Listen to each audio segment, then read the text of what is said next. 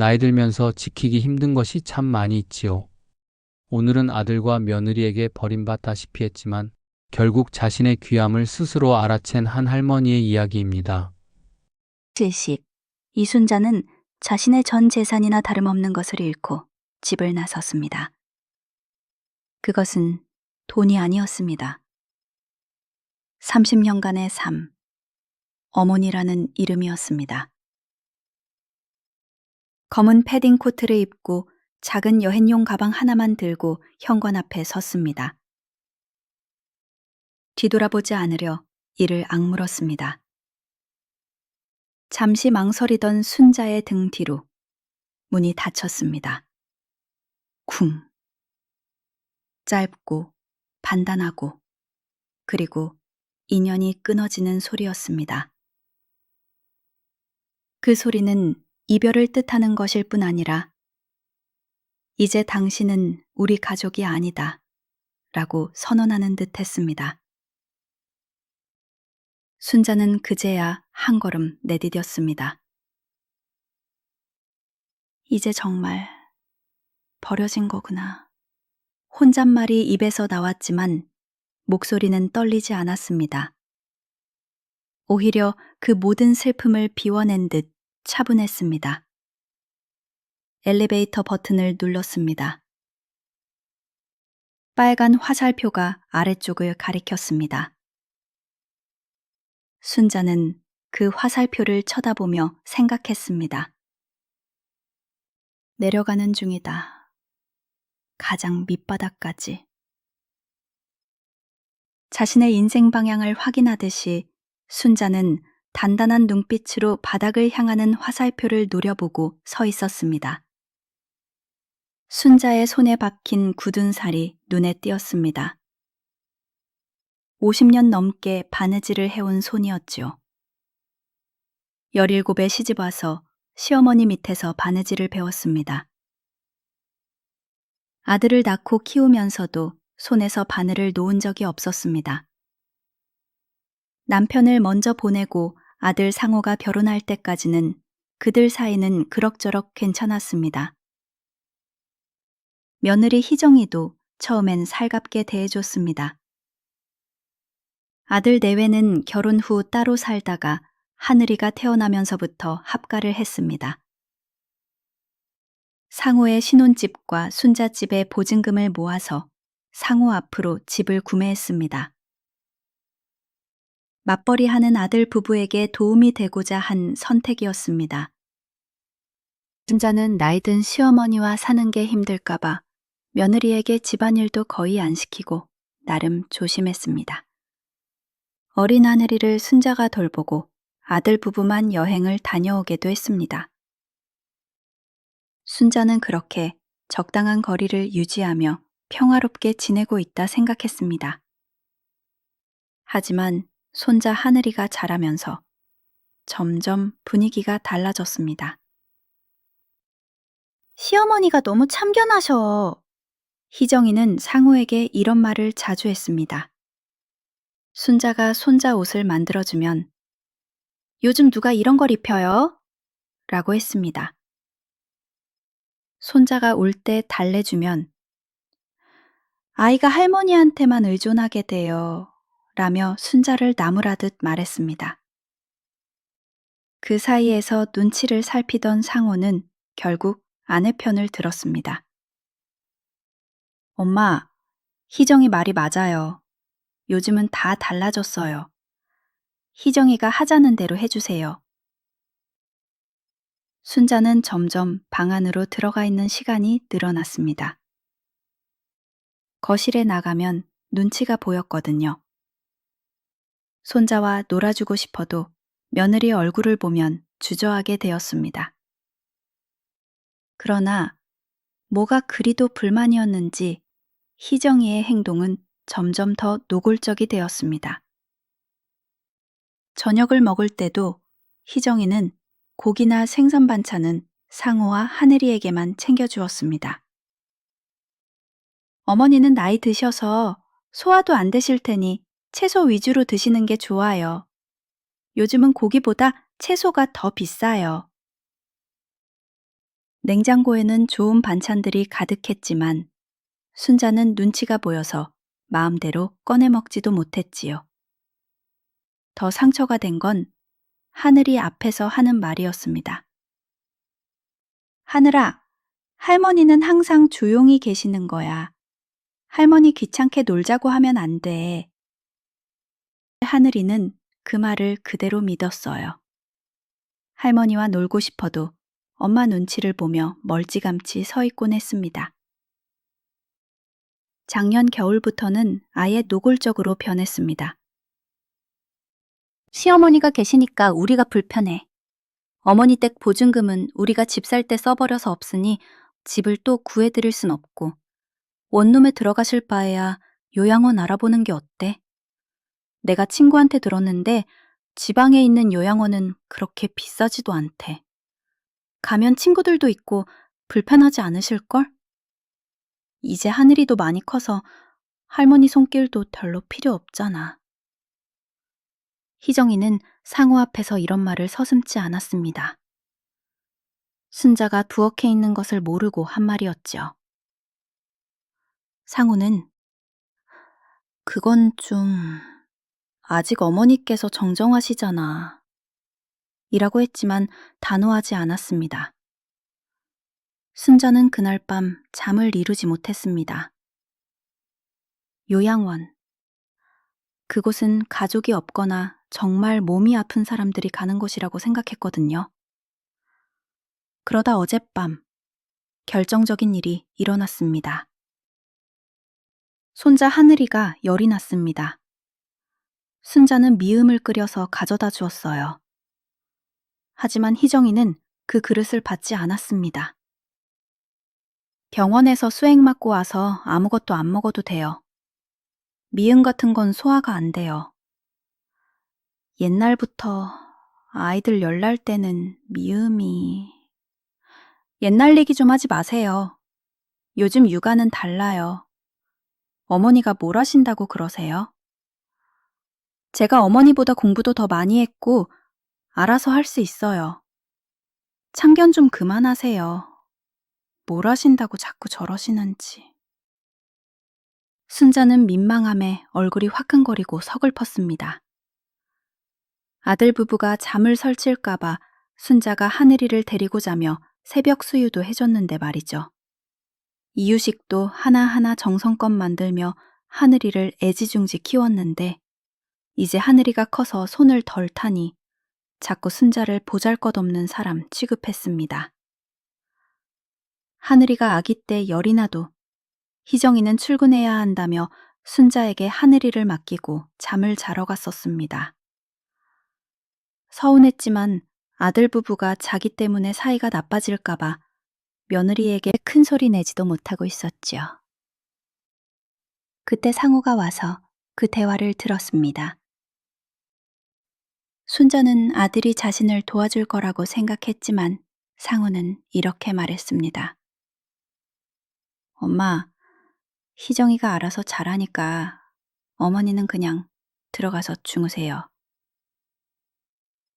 순자는 그 순간 무너졌습니다. 아들마저 자신을 밀어내는구나 싶어서요.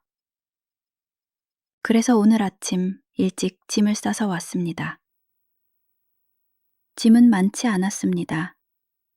옷가지 몇 벌과 바느질 도구들, 그리고 돌아가신 남편 사진 한 장, 비상금 통장, 그게 전부였습니다. 순자는 고향으로 가기로 결심했습니다. 많이 변했을 테지만 그래도 나고 자란 동네라 그리운 마음이 있었습니다. 춘천으로 가는 버스 안에서 순자는 창밖을 바라보았지요. 고속도로 양편으로 산과 집들이 펼쳐져 있었습니다. 버스터미널에서 내려 또다시 버스를 타고 어느 동네에 도착했습니다. 순자가 시집 오기 전까지 살던 곳이었습니다. 근 50년 만에 돌아온 고향이었지요. 너무도 많이 변해 무척이나 낯설었지만 그래도 마음만은 친근했습니다. 제일 먼저 부동산을 찾았습니다. 나중에 장례 비용으로 쓰려고 갖고 있던 비상금으로 집을 구해야 했지요. 급하게 구한 원룸은 작고 낡았지만 햇빛이 잘 들었습니다. 순자는 그 햇살을 보며 생각했습니다. 이제 내 집이구나.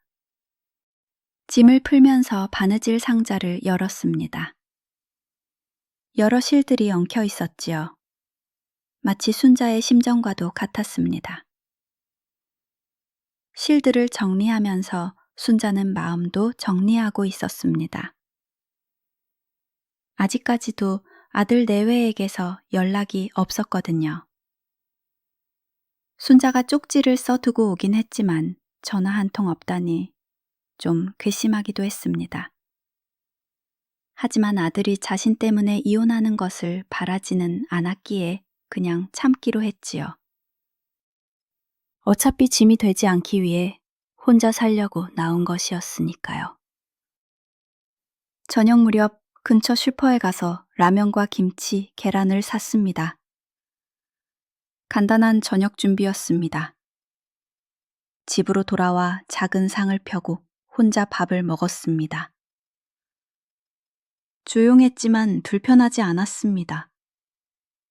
오히려 마음이 편했습니다. 식사를 마치고 창가에 앉으니 저녁 해가 서쪽으로 기우는 게 보였습니다. 순자는 그 해를 바라보며 중얼거렸습니다. 이제 뭘 하며 살지. 가진 돈이 많지 않았지만 두렵지는 않았습니다. 70의 나이에도 무언가를 시작할 수 있을 것 같았거든요. 손으로 바늘을 만지작거렸습니다. 아직 손끝은 민첩했어요. 바느질만큼은 누구에게도 지지 않을 자신이 있었습니다. 밤이 깊어갔습니다. 순자는 창을 열고 잤습니다. 서툰 봄바람이 살며시 방 안으로 들어왔습니다. 꿈속에서 어린 하늘이가 나왔습니다. 할머니, 어디 가세요? 라고 묻는 꿈이었습니다. 순자는 꿈속에서 대답했습니다. 할머니는 새로운 곳으로 가는 거란다. 그 말이 꿈인지 현실인지 둔간이 안 될 정도로 또렷했습니다. 아들내외와 같이 지내다 혼자 사는 일은 생각보다 쓸쓸했습니다. 고향이었지만 아는 사람 하나 없는 타지와 똑같았어요. 아침에 눈을 뜨면 무엇을 해야 할지 몰랐습니다. 입맛도 없고 TV를 켜도 재미가 없었습니다. 가장 힘든 건 말 상대가 없다는 것이었습니다. 하루 종일 안녕하세요 한마디 할 사람이 없었거든요. 마트에서 장을 볼 때도 점원이 봉투 드릴까요? 라고 물으면 괜히 반가웠습니다. 그 짧은 대화가 하루의 전부였으니까요. 어쩔 땐 하늘이에게 읽어주던 동화책을 혼자 중얼거리기도 했습니다.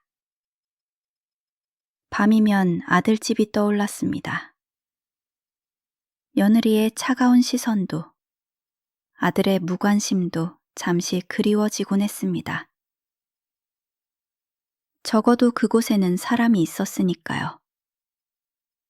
우리 하늘이 밥은 먹었을까나. 혼잣말이 늘어갔습니다. 한 달이 지난 어느 날 순자가 산책하며 문화센터 앞을 지나는데 현수막이 눈에 들어왔습니다. 어르신 취미교실 강사 모집이라고 적혀 있었어요. 그리고 그 아래에 이렇게 적혀 있었지요. 바느질 자수 가능하신 분 우대합니다. 순자는 걸음에 멈췄습니다. 바느질이라니 자신이 평생 해온 일이었지요. 문화센터 안으로 들어갔습니다. 젊은 직원이 맞아주었어요. 어떻게 오셨어요? 강사 모집 현수막을 봤는데. 아, 그거요? 죄송해요. 연령 제한이 있어서요. 직원의 말이 차가웠습니다. 몇 살까지 봤나요? 보통 50대까지요. 아이들 가르치려면 체력도 있어야 하고. 순자는 실망했습니다. 본인은 나이에 비해 젊다고 생각했는데 이렇게 벽이 될 줄 몰랐습니다. 아직 몸도 건강한 편인데 말이죠. 그런데 어떤 바느질을 하세요? 직원이 다시 물었습니다. 전통자수요. 한복수 놓는 것도 하고. 잠깐만요. 직원이 안쪽으로 들어갔습니다. 곧 중년 여자가 나왔어요. 안녕하세요. 센터장 김미영입니다. 이순자입니다. 전통자수를 하신다고요? 혹시 작품 같은 거 있으세요? 순자는 가방에서 작은 보자기를 꺼냈습니다. 며느리가 촌스럽다고 해서 쓰지 못했던 것이었어요. 연꽃 무늬가 섬세하게 수놓여 있었습니다. 김미영의 눈이 커졌습니다. 와, 이거 직접 하신 거예요? 네, 작년에 놓은 거예요. 정말 예술이네요. 실제로 보니까 더 아름다워요. 솜씨가 뛰어나시네요.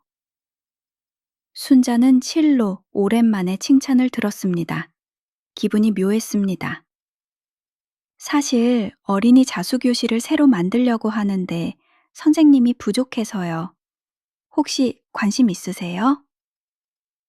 저 같은 늙은이도 괜찮을까요? 이 정도 실력이면 나이는 문제 없어요. 실력이 더 중요하죠. 아이들도 오히려 할머니 선생님을 더 좋아할 거예요. 그렇게 순자는 문화센터 자수교실 강사가 되었습니다. 첫 수업날 10살부터 12살까지 아이 6명이 왔습니다. 안녕하세요. 순자 할머니예요. 아이들이 웅성거렸습니다. 할머니가 선생님이에요? 우리 할머니보다 나이 많아 보여요. 순자는 당황했습니다. 아이들을 가르친 경험이 없었거든요. 오늘은 바늘 잡는 법부터 배워볼까요? 첫 시간은 엉망이었습니다. 아이들은 바늘을 떨어뜨리고 실을 엉키게 만들었어요. 선생님, 너무 어려워요. 할머니, 저 못하겠어요. 순자는 어쩔 줄 몰랐습니다. 집으로 돌아와 한숨만 쉬었어요. 역시 내가 할 일이 아니었나 보다. 포기하려고 했습니다. 하지만 다음 주에도 아이들이 왔습니다. 순자는 방법을 바꿨어요. 어려운 것부터 가르치지 않고 간단한 것부터 시작했습니다. 오늘은 꽃줄기 하나만 완성해 볼까요? 아이들의 눈이 반짝였습니다. 할머니, 저 잘했죠? 우와, 제 것도 봐주세요. 조금씩 분위기가 달라졌습니다. 시간이 지나자 아이들이 순자를 기다리기 시작했어요. 순자 할머니, 언제 와요? 할머니, 다음 주도 오시죠? 순자는 아이들 덕분에 삶의 활력을 되찾았습니다. 수업이 시작된 지 한 달이 지났습니다. 순자는 집에 돌아와 휴대폰 문자를 확인했습니다. 아들에게서 무슨 일 생기면 연락 주세요 라고 문자가 한 통이 와 있었습니다. 전화도 아니고 문자 하나라니. 그것도 2달이나 지나서. 순자는 자신의 위치가 그것밖에 안 되는구나 싶어 씁쓸했습니다. 그리고 또 다른 문자를 확인하고는 수첩에 옮겨 적었습니다. 문화센터 자수교실 강사료 입금. 순자의 눈에 눈물이 맺혔습니다. 내가 평생 바느질을 했지만 이렇게 내 힘으로 번 돈은 처음이구나. 문득 서울집이 떠올랐습니다. 아들 상우가 신용카드를 무심하게 테이블 위에 던져놓던 모습이요. 엄마, 이거 쓰세요. 그때 며느리 희정이가 비웃듯 말했던 것도 기억났습니다. 어머님은 카드 쓰실 일도 없으시잖아요. 순자는 지갑에서 그 신용카드를 꺼냈습니다. 한 번도 사용하지 않은 카드였어요. 작은 가위를 들고 조심스럽게 잘랐습니다. 싹둑 플라스틱이 잘리는 소리가 선명했습니다. 마치 과거와의 끈을 끊는 소리 같았어요. 잘린 카드 조각들을 쓰레기통에 버렸습니다. 그리고 수첩을 다시 확인했습니다. 이게 진짜 돈이구나. 내 삶의 보상. 다음 날 아침 순자는 아들에게 문자를 보냈습니다. 상호야, 나는 괜찮다. 너도 식구들과 잘 지내라. 문자를 보내고 나서 순자는 홀가분했습니다. 이제 정말로 독립한 기분이었지요. 어느 날 수업이 끝난 후 10살 소희가 순자에게 다가왔습니다. 할머니, 이거 드릴게요. 작은 종이에 색연필로 그린 그림이었지요. 순자와 아이들이 함께 자수하는 모습이었습니다. 할머니는 우리 진짜 할머니 같아요. 소희의 말에 순자의 눈에 눈물이 맺혔습니다. 집에 돌아와 그림을 벽에 붙였습니다. 작은 원룸이 조금 더 따뜻해진 느낌이었어요. 저녁을 먹으며 순자는 생각했습니다. 서울에서는 며느리와 아들에게 짐이었지만 여기서는 선생님이 되었어. 아이들에게는 필요한 사람이 된 게야. 하지만 여전히 마음 한편이 허전했습니다. 손자 하늘이가 그리웠거든요. 하늘이는 어떻게 지내고 있을까? 하늘이가 떠오를 때면 문득 서울이 그리워졌습니다. 복잡한 감정이었지요. 그곳을 떠나온 것은 맞는 선택이었지만 가족에 대한 그리움은 어쩔 수 없었습니다. 특히 하늘이가 자신을 어떻게 기억하고 있을지 걱정되었습니다. 상온의 새 식구가 외출할 때 희정이가 할머니는 집에만 조용히 계시는 거야. 밖에 나가시면 하실 수 있는 게 없거든. 라고 했던 말이 자꾸 떠올랐습니다. 혹시 하늘이도 할머니를 아무것도 못하는 사람으로 생각하게 되었을까 겁이 났습니다. 앞으로 아들에게 연락하지는 않겠지만 언젠가 기회가 되면 하늘이를 만나고 싶었습니다. 창밖으로 별이 보였습니다. 순자는 별을 바라보며 속으로 말했어요. 하늘아, 할머니가 여기서 새로운 삶을 살고 있단다. 언젠가 내게도 들려주고 싶구나. 아직 갈 길이 멀었지만 순자에게는 작은 희망이 생겼습니다. 아이들의 밝은 웃음소리가 그 희망을 키워주고 있었습니다. 어느덧 순자가 춘천에서 지낸 지 8달이 흘렀습니다. 문화센터 아이들과 함께하는 시간이 늘어나면서 삶이 안정되어 갔지요. 토요일 아침 평소처럼 동네 빵집에 갔습니다. 단골이 된 지 오래였거든요. 할머니, 오늘도 일찍 오셨네요. 사장님이 반갑게 인사했습니다. 순자는 식빵 한 봉지와 우유를 골랐어요. 계산을 하는데 뒤에서 익숙한 목소리가 들렸습니다. 실례합니다. 길 좀 여쭙겠습니다. 순자는 몸이 굳었습니다. 그 목소리를 모를 리 없었거든요. 천천히 돌아봤습니다. 아들 상호였습니다. 상호는 순자를 보는 순간 당황했습니다. 얼굴이 새하얘졌어요. 엄마. 목소리가 떨렸습니다. 예전의 당당한 모습은 어디에도 없었어요. 순자는 침착했습니다. 왜 여기까지 왔니? 엄마를 찾으러 왔어요. 그렇게 말하는 상호의 옆에 6살 하늘이가 서 있었습니다. 아이는 할머니를 알아보고 있었지만 다가가지 못했어요. 아빠 눈치를 보고 있었거든요.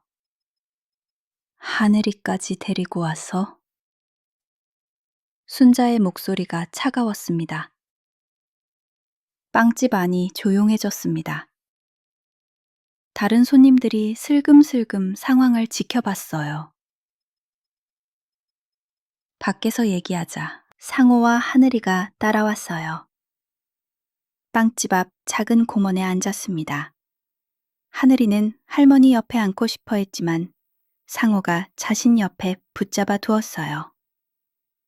희정이가 떠났어요. 상호의 첫마디였습니다. 순자는 놀라지 않았습니다. 어느 정도 예상했던 일이었거든요. 언제? 한 달 전에요. 이혼 서류 써달라고 하더라고요. 상호의 목소리가 점점 작아졌습니다. 그래서 나한테 왔니? 이제 와서? 엄마, 제가 잘못했어요. 정말로요. 상호가 고개를 숙였습니다. 그때 엄마 편을 들었어야 했는데 희정이 말만 듣고. 늦었다. 순자의 말이 단호했습니다. 엄마, 제발요. 하늘이도 엄마를 찾고 있어요. 맨날 할머니 어디 갔어요? 물어봐요. 상호가 하늘이를 앞으로 밀어냈습니다. 하늘아, 할머니한테 인사해. 하늘이는 조심스럽게 순자를 봤습니다. 할머니, 저예요. 하늘이에요. 아이의 목소리가 애처로웠습니다. 하지만 예전처럼 바로 달려오지는 못했어요. 희정이가 했던 말이 아직도 남아있는 것 같았습니다. 순자의 마음이 더욱 아팠습니다. 손자는 죄가 없었거든요. 하늘아, 순자가 아이를 끌어안으려는 순간 상호가 말을 이었습니다. 엄마, 집에 돌아와 주세요. 제가 하늘이 혼자서는 못 키우겠어요. 순자는 손을 멈췄습니다. 그래서 내가 필요하다는 거니? 그게 아니라 희정이 있을 때는 내가 방해꾼이었지? 이제 희정이 없으니까 필요하다고? 순자의 목소리가 높아졌습니다. 엄마, 그때는 제가 어리석었어요. 어리석었다고? 그때 넌 나 요양원에 보내려고 했잖니. 상우는 할 말이 없었습니다. 하늘이가 울기 시작했습니다. 할머니, 우리 집에 와요. 하늘이가 할머니 없어서 슬퍼요. 아이의 눈물을 보니 순자도 눈물이 났습니다. 하지만 마음을 굳혔습니다. 상우야, 내 엄마. 난 그 집으로 돌아가지 않는다. 엄마. 네가 진짜 뉘우친다면 먼저 너부터 달라진 모습을 보여주거라. 순자가 일어서 하늘이에게 다가갔습니다. 할미도 하늘이 정말 많이 보고 싶었어. 할머니랑 나중에 또 만나자. 그 말을 남기고 순자는 자리를 떴습니다. 상호는 우는 하늘이를 달래느라 쫓아오지 못했습니다. 집에 돌아온 순자는 한참 동안 창밖을 바라봤습니다. 아들의 초췌한 모습이 자꾸 떠올랐어요. 하지만 동정심만으로는 안 되었습니다. 그동안 안부 전화 하나 없더니. 혼잣말이 나왔습니다. 희정이가 있을 때는 순자를 짐스러워했던 아들이었어요. 이제 와서 도움이 필요하니까 찾아온 것이었죠. 하지만 하늘이는 달랐습니다. 그 애는 죄가 없는데. 순자는 고민에 빠졌습니다. 상호와 하늘이의 그런 모습을 보니 목이 메였습니다. 저녁 무렵 문화센터 김미영 센터장에게서 전화가 왔습니다. 선생님, 내일 아이들 발표회인데 오실 수 있으세요? 네, 물론이죠. 그런데 괜찮으세요? 목소리가 좀 이상해요. 아, 괜찮습니다. 전화를 끊고 순자는 거울을 봤습니다. 하루 종일 울어서 눈이 부어 있었어요. 이러면 안 되는데. 아이들에게는 밝은 모습을 보여줘야 했습니다. 그날 밤, 순자는 열심히 생각했습니다. 아들과 며느리가 만든 상처는 쉽게 아물지 않을 것이었어요.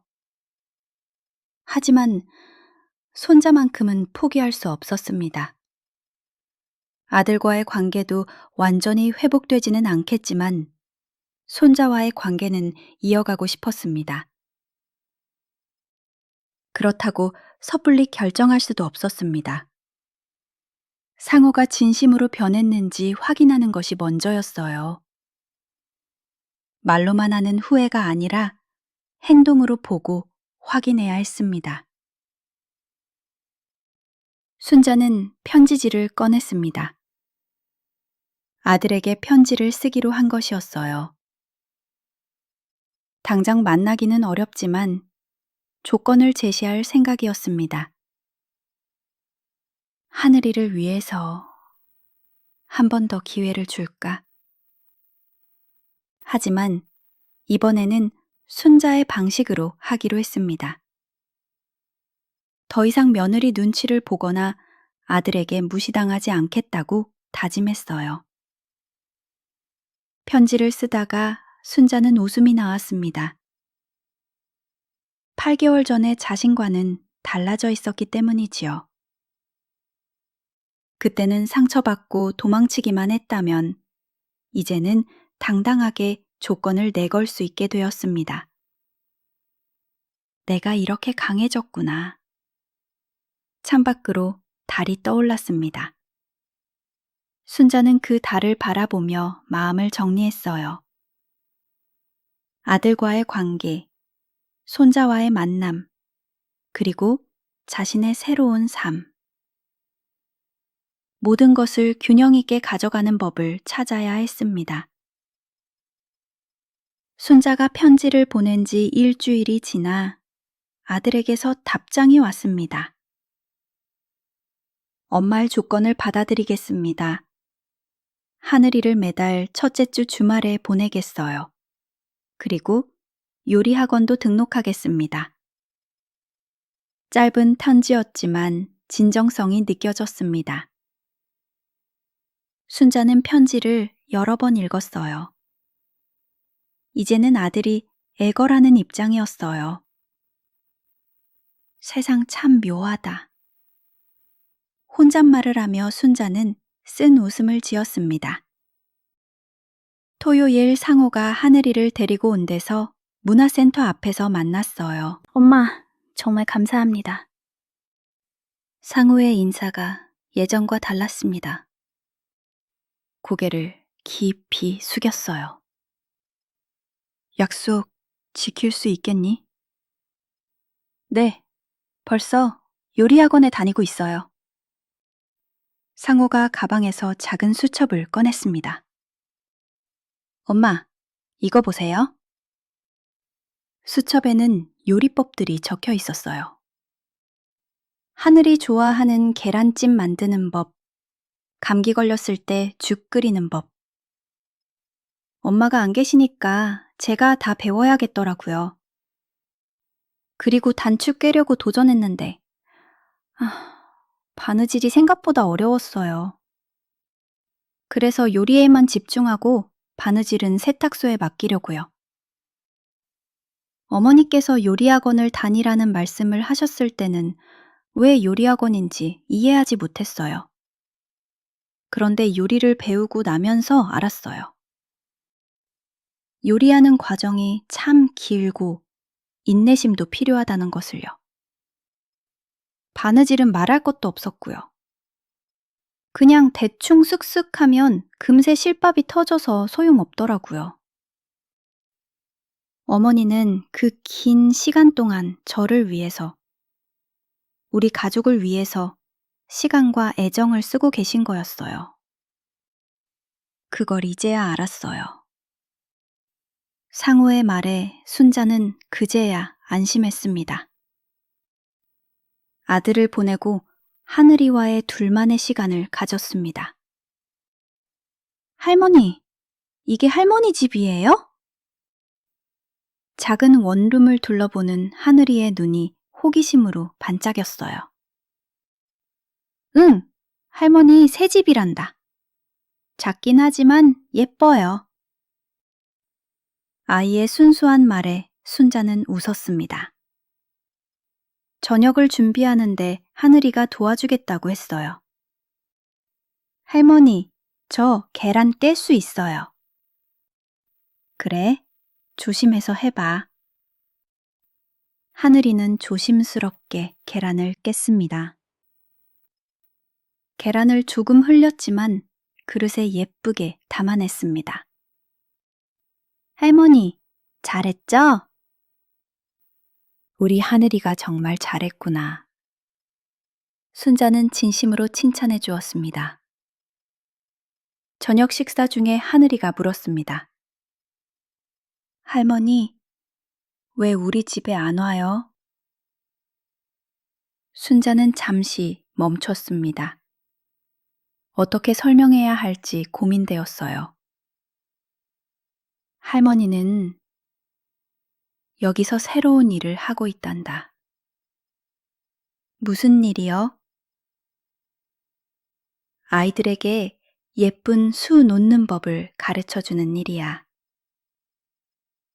하늘이의 눈이 더욱 반짝였습니다. 저도 배울 수 있어요? 물론이지. 내일 할머니가 가르쳐 줄게. 다음 날 일요일, 순자는 하늘이에게 간단한 자수를 가르쳤습니다. 할머니, 이거 어려워요. 천천히 해. 급하면 다칠 수 있어. 하늘이는 할머니 말을 잘 들었어요. 집중해서 바늘을 천천히 움직였습니다. 1시간 후 작은 꽃 하나가 완성되었어요. 와, 제가 한 거예요? 그래, 우리 하늘이가 한 거야. 하늘이는 뿌듯해 했습니다. 그때 문화센터 김미영 센터장이 찾아왔어요. 선생님, 죄송한데 갑자기 찾아뵀어요. 무슨 일이세요? 지역 방송에서 인터뷰 요청이 왔거든요. 어르신의 새로운 도전이라는 프로그램인데 선생님께서 나가주셨으면 해서요. 순자는 당황했습니다. 저 같은 사람을요? 선생님, 수업이 아이들 사이에서 정말 유명해졌어요. 부모들도 너무 만족해하고 계시고요. 김 센터장이 하늘이에게도 인사했습니다. 이 아이가 손자군요. 네, 하늘이에요. 할머니랑 똑 닮았네요. 눈이 참 예뻐요. 하늘이가 부끄러워하며 순자 뒤로 숨었어요. 선생님, 정말 좋은 기회예요. 어르신들에게 희망을 줄 수 있을 거예요.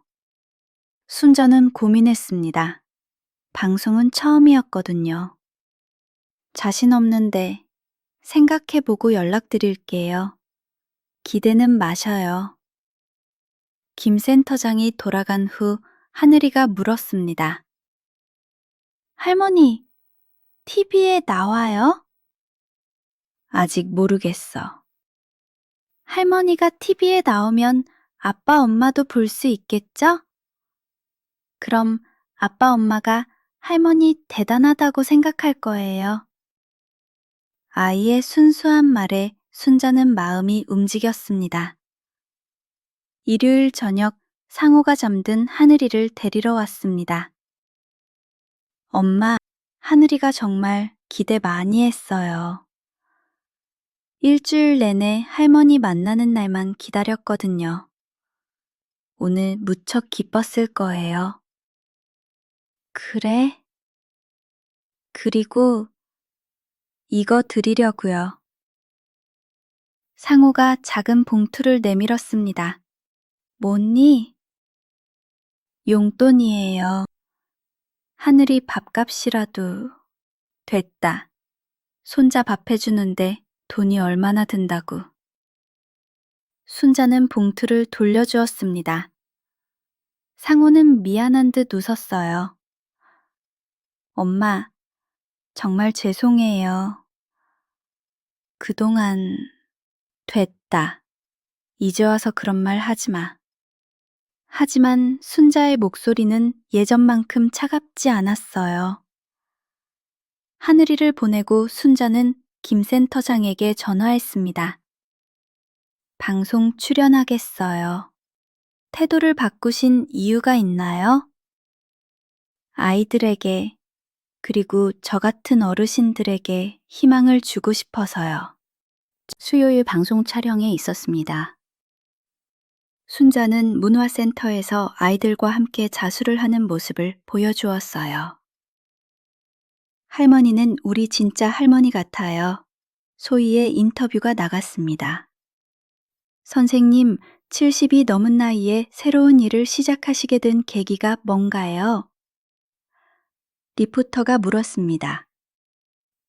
혼자서 독립적으로 살아보고 싶어서 잘하는 일을 찾다 보니 기회가 생겼어요. 순자의 대답이 당당했습니다. 가족들의 반응은 어떤가요? 처음엔 바느질이 재능인지 저도 가족들도 몰랐어요.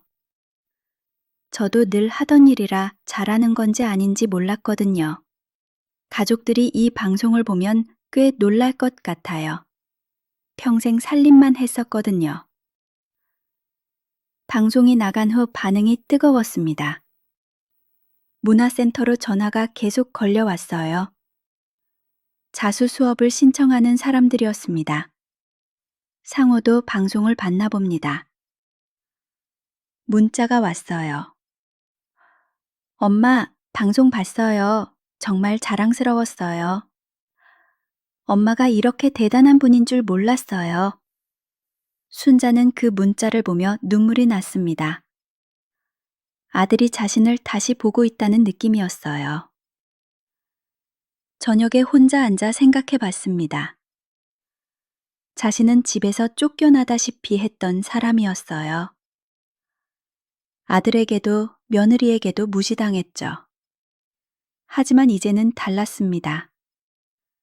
방송에 나올 정도로 인정받는 사람이 되었어요.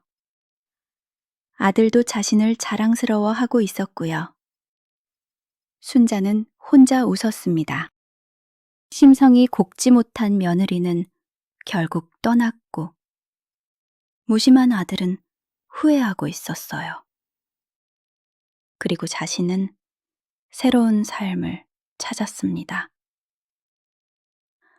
아들과의 완전한 화해까지는 시간이 더 필요할 것 같았어요.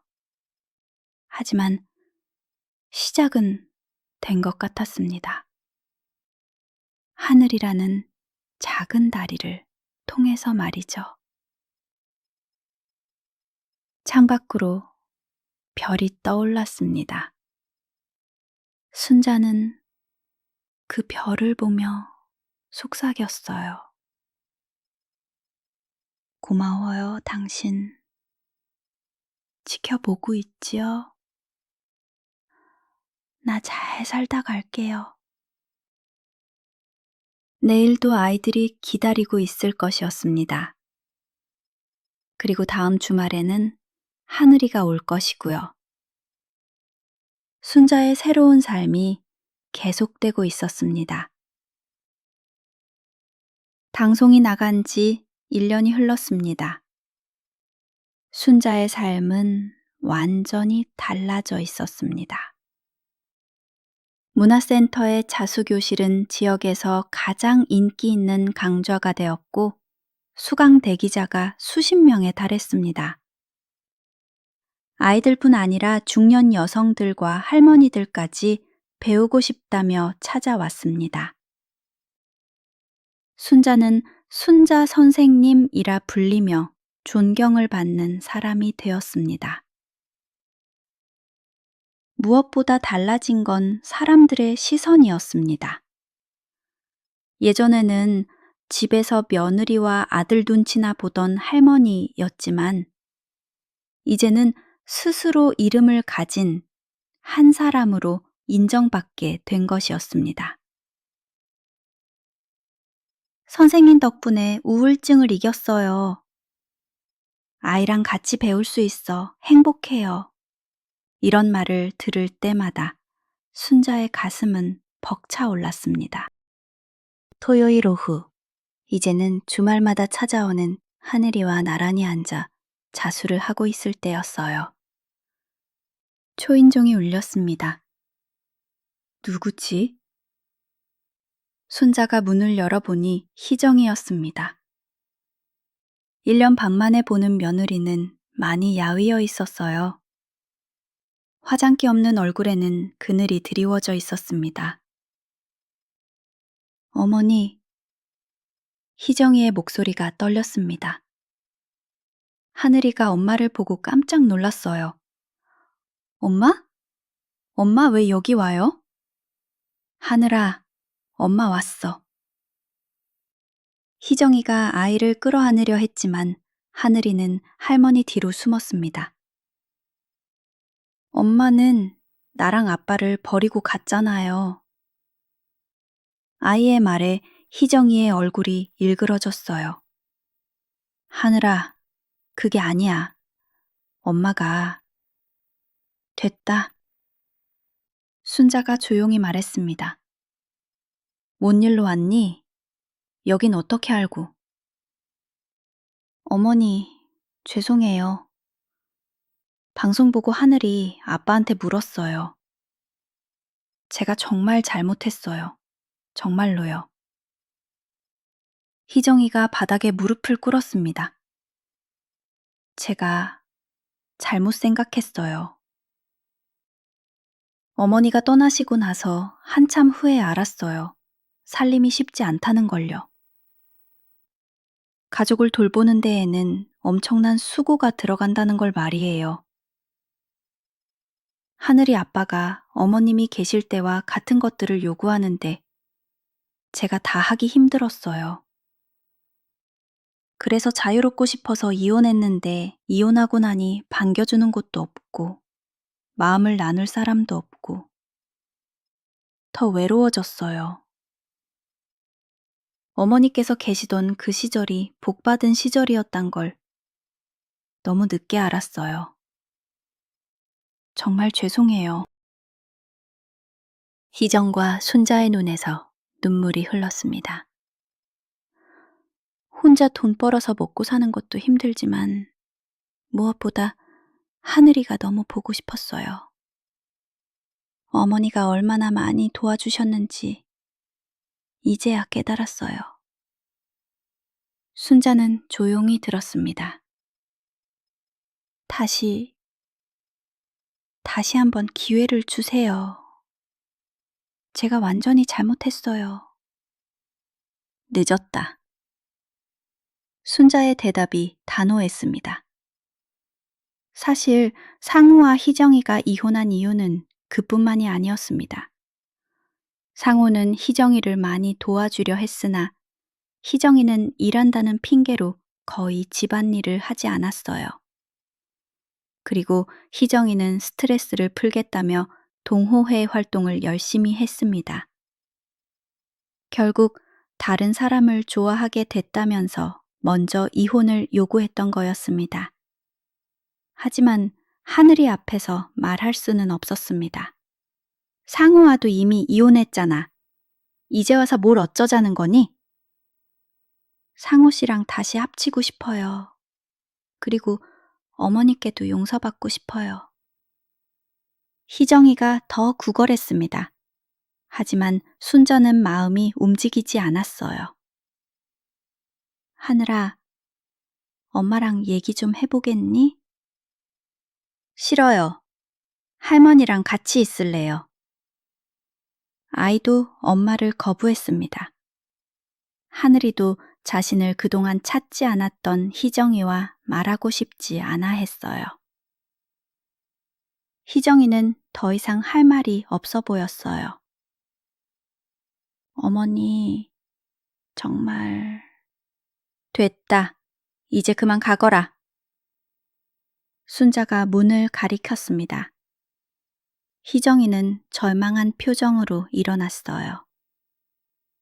언젠가는 용서해 주세요. 하늘아, 미안해. 그 말을 남기고 희정이는 떠났습니다. 하늘이가 순자를 올려다봤어요. 순자는 손자의 머리를 쓰다듬었습니다. 저녁 무렵 상우가 하늘이를 데리러 왔을 때 희정이가 다녀간 이야기를 했습니다. 그 사람이 왔었어요? 죄송해요. 찾아올 줄은 몰랐어요. 하늘이를 만나고 싶다고 해서 생각해 본다고만 했는데 상우도 놀랐습니다. 괜찮다. 이미 끝난 일이야. 혹시 너는 아직 미련이 남았니?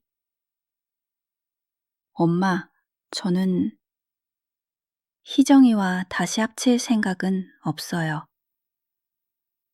이제 저는 혼자서도 하늘이 잘 키울 수 있고요.